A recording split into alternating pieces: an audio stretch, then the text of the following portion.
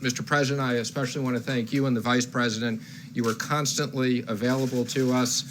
We spoke constantly throughout the day. You gave us guidance and quick decisions on many issues. And again, thank everybody for this great bipartisan work. This is going to be enormous help for the American workers and the American economy. The President was very determined that Congress would move swiftly to protect hardworking Americans in business in this unprecedented situation. Thank you very much, Steve. Great job. Day and night, right? Day and night.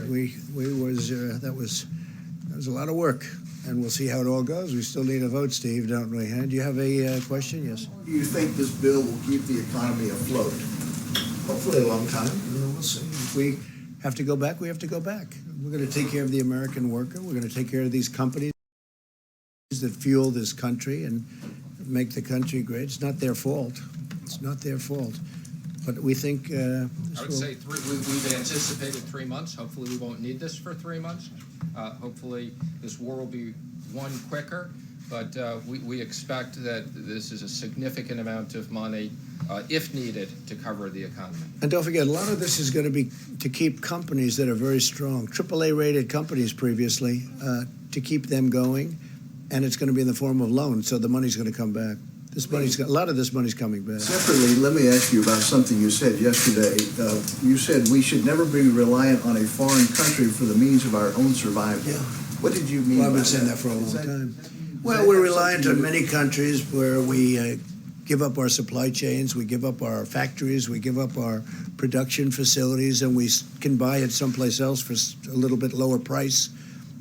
But it's really costing us more when that happens because we lose jobs, we lose everything, and we lose our independence, and we can't let that happen. So we'll be making some changes. We have been making those changes. Is there an executive order to basically ban the export of medical equipment? I don't know that we'll need that, but I think it's happening by itself. I think a lot of things are happening. Well, some people, we make the best medical equipment in the world, and you have some people like the European Union, they don't take it because they have specifications that don't allow our equipment in because it's designed in a different way. Even though it's a better way, it's designed. They're all playing games against us, okay?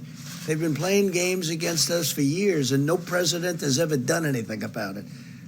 But the European Union, you look at medical equipment, we make the best medical equipment in the world, but we can't sell it because we're not appropriately. And yet we take their medical equipment in our country.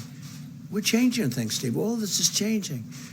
But they have specifications so that our equipment, designed specifically so that our equipment can't come into their countries.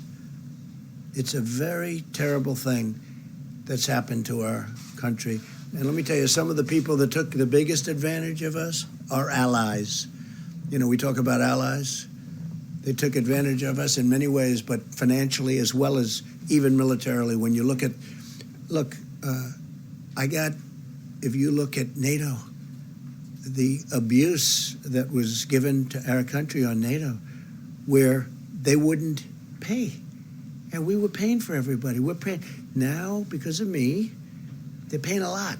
Now they've paid $135 billion more. And then ultimately, Secretary General Stoltenberg, who I think you would say is maybe my biggest fan, we got him to pay an additional $400 billion, other countries. And but you know that, and then there's the trade. They make it almost impossible for us to have a fair deal. They know this. They know I'm just waiting. We have all the advantages, by the way. It's going to be easy when I decide to do it. But this isn't the right time to do it. But we've been treated very, very unfairly by the European Union. Mr. President. Please. Mr.